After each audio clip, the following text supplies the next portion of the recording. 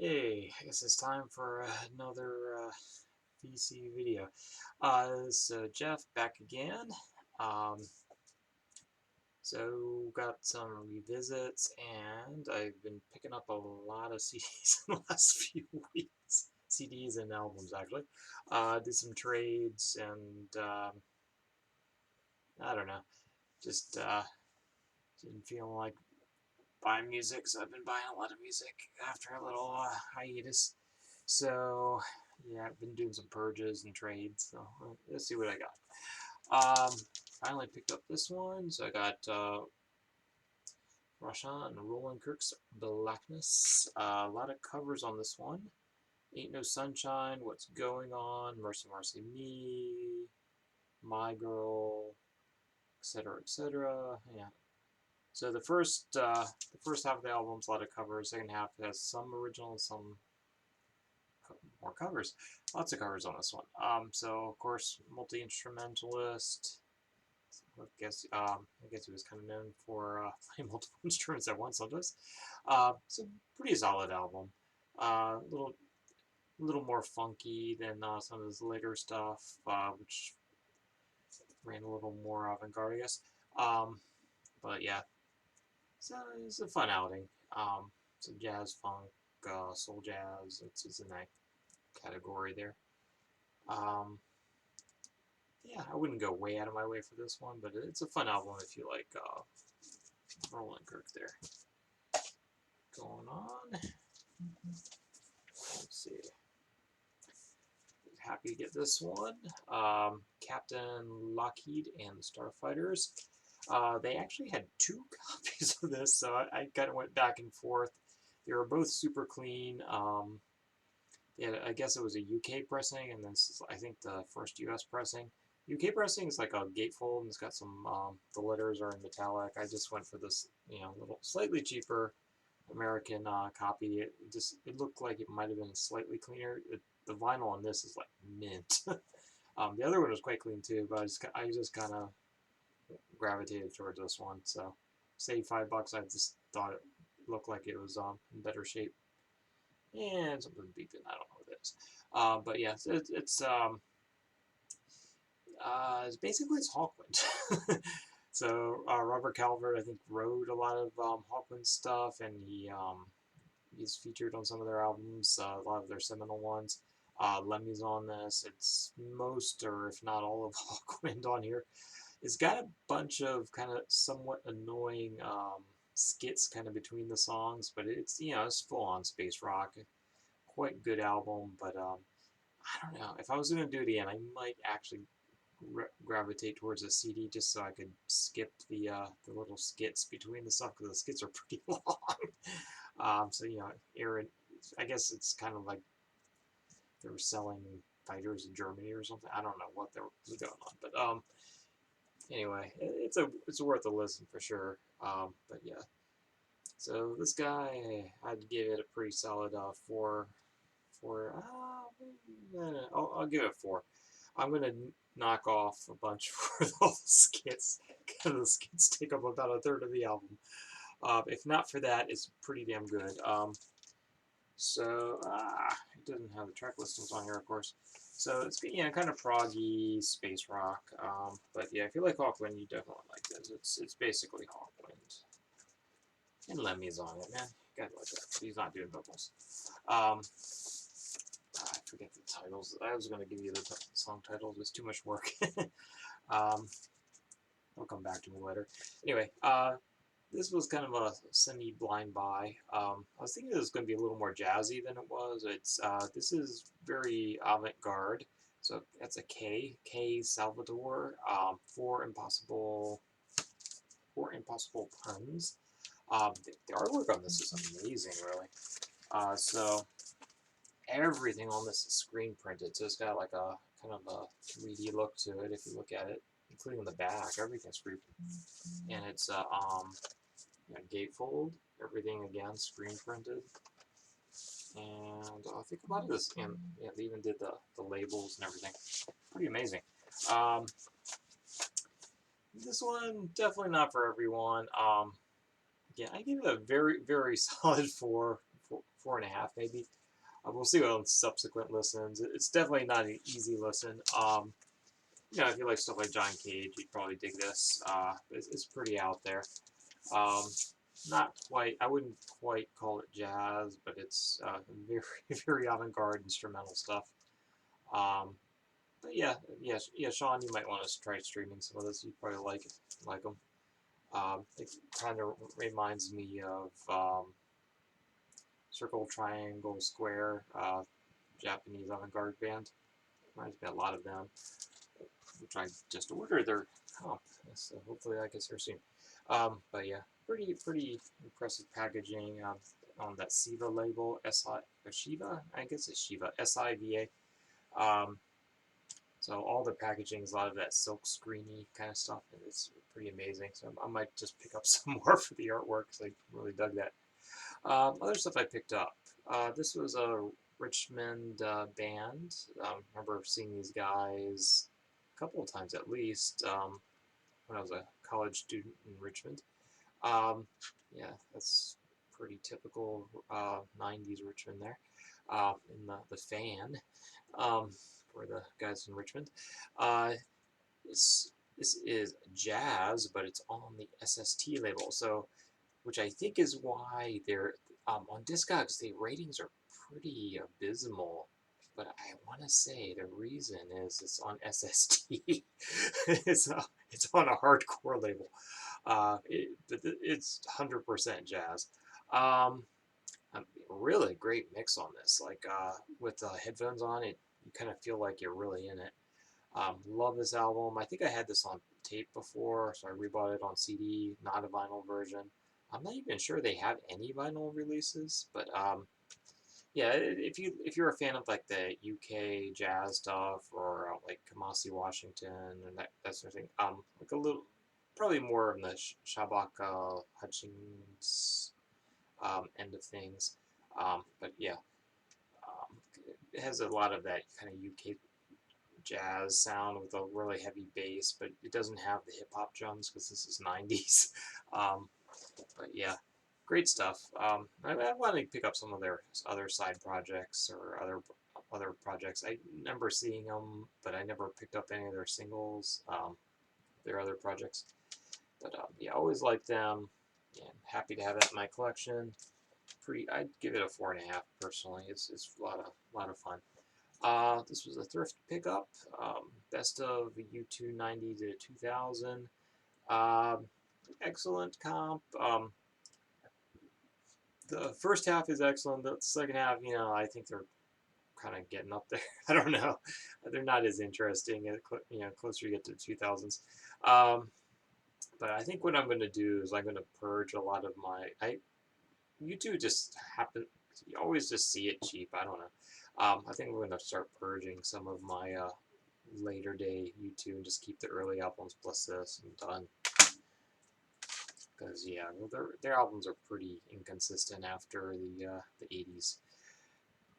This was a happy thrift find. I happened to do someone had sold a bunch of underground rock and DC hardcore, and yeah, what pissed me off is there was an empty case for Reagan Youth. I was like, oh my god, Reagan Youth? No, or no, it wasn't Reagan Youth. It was I did see some Reagan Youth. I should have picked it up. That was somewhere else though. Youth Brigade. Youth Brigade was empty. It pissed me off. But yeah, Brainiac. They remind me a little bit of Poly Rock. It's a little manic, 90s rock. This is a fairly rare single, so happy to have that. I just have their later stuff right now. I used to have their earlier stuff, which goes for a fortune. So, but yeah, I don't know. It's not as strong as their later stuff, so I'm happy with that. Another thrift pickup. This is actually quite excellent. Don Byron's Tuskegee Experiments. The first track I don't particularly care for, but it really finds its groove by the second track. Bill Friswell. I'm gonna mess up with that. I want to say Friswell. Bill Frizz, whatever his name is. Frizzell. Okay. Guitarist, of course. Kind of fairly avant-garde guy. He's featured pretty prominently on more than half the tracks, I'd say. He stands out a lot more than Don Byron. Byron's on, I think, oboe or something. But yeah, yeah, the real star of this is Bill Frisell. So excellent album. Yeah, I know, Sean, you'd like this one if you see it. I don't think these go for a ton, but yeah, I was happy to find that for thrift for $1. I'm happy keeping that one. Again, another thrift find.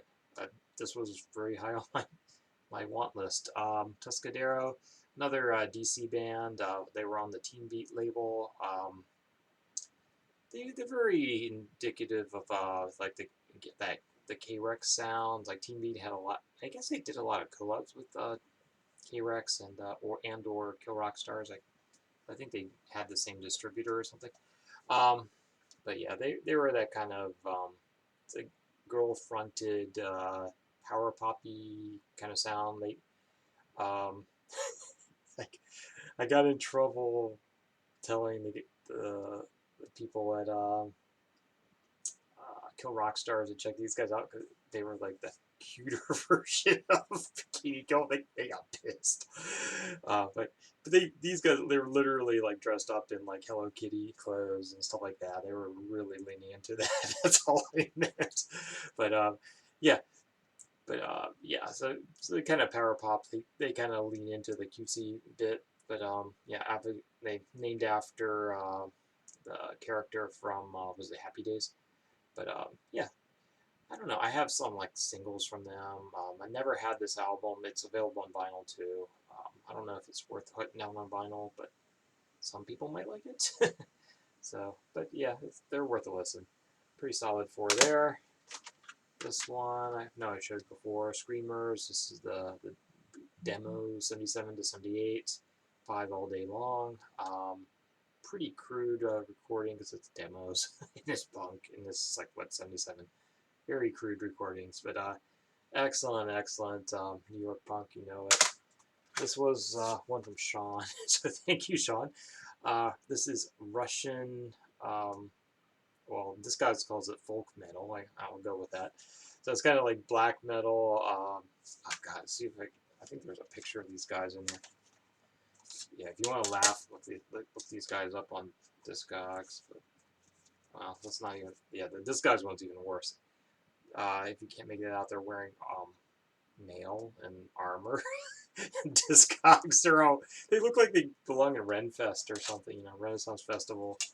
But it's kind of black metal-y, but it's got like mouth harps and I don't know what it's like accordions or something in there. It's all in Russian with the typical kind of black metal stuff going on, but it's folk metal. It's hard to describe. It's like polka metal, but it's genuinely good. Sean was having a laugh when he sent it, but I actually liked it. It's actually a lot of fun. I'm going to keep this. I'm going to listen to it. It's fun. And you'll never decode that, so it's actually Arkona, Arkona. So, I don't know. It's a lot of fun. I'm not. I'll go 4 1/4. It's not. It's overly long. It's very epic, but it's well produced and you crank it. It's just fun. I don't know. This one's a 5 though. White Long. The title is Deep Fantasy. The one after this is pretty good too. This is the easiest one to get hold of in the States. Canadian punk rock. I think Distillers. If you like Distillers, it's kind of got that California hardcore sound. Not that pop punk, but like more the hardcore-y sound. Female led. Vocals anyway. But yeah, highly recommend this. You can get this fairly inexpensive on CD, or I'm pretty sure you can get the vinyl version still, and it's still not even that expensive. But yeah, that's a 5 all day long. Love that album. Play it fairly often. This one, Mars, 78, or this is 78 plus, because it has a lot of bonus tracks. This one, I don't know. They're always kind of highly regarded on that New York kind of no wave noise scene. It's I guess they predated No Wave. They're more of a noise rock band. I think like Chrome or something. Not as strong though. I'll keep this for a while anyway. It's a fun listen, but it does get a little tiresome after a while. Like the tracks start blending together. I guess that's how I would describe it. But very kind of early noise rock. I think yeah, they were active like mid 70s mostly. This is kind of towards their end of their career. I did order. A couple of the members went on to another band, which is more no wavy. So I ordered that. I'll see how that goes. But yeah, it's just called Mars, and then 78 the numbers, or 78 plus if you get the CD. The original album came out, I want to say, like 80s sometime. So you can get them, but I think they're pretty rare. The CD's a lot easier to come by. And last one. I got this a while back for free, so I think my brother gave it to me. Jesus and Mary Chain, 21 singles. So it opens up with, I guess it was their first 7-inch or something, which is even harsher sounding, very similar to this, noise rocky. Very harsh sounding, kind of, Psycho Candy on steroids. And then they toned it down a little bit, if you believe that, for Psycho Candy. But yeah, it basically got all the singles from their output up until they broke, I guess, around the time they broke up, 98-ish, 2000. I think this came out after they broke up. So it's got like the Hope Sandoval single and a bunch of other stuff. I think they're much more of an album band. I used to have some of their singles. So yeah, I don't know. So I have the vinyl copies of their first couple albums, like original, and I've got like an original copy of Psycho Candy on CD as well. I don't know if I need both, but yeah, this kind of rounds it out. So it's got all the tracks I used to have on CD singles. So happy to have that. Anyway, it's running long tonight. I'm exhausted, so I'm gonna say goodnight to you all. Hope you're well, and yeah, catch you on the flip side. All that yada yada. Take care.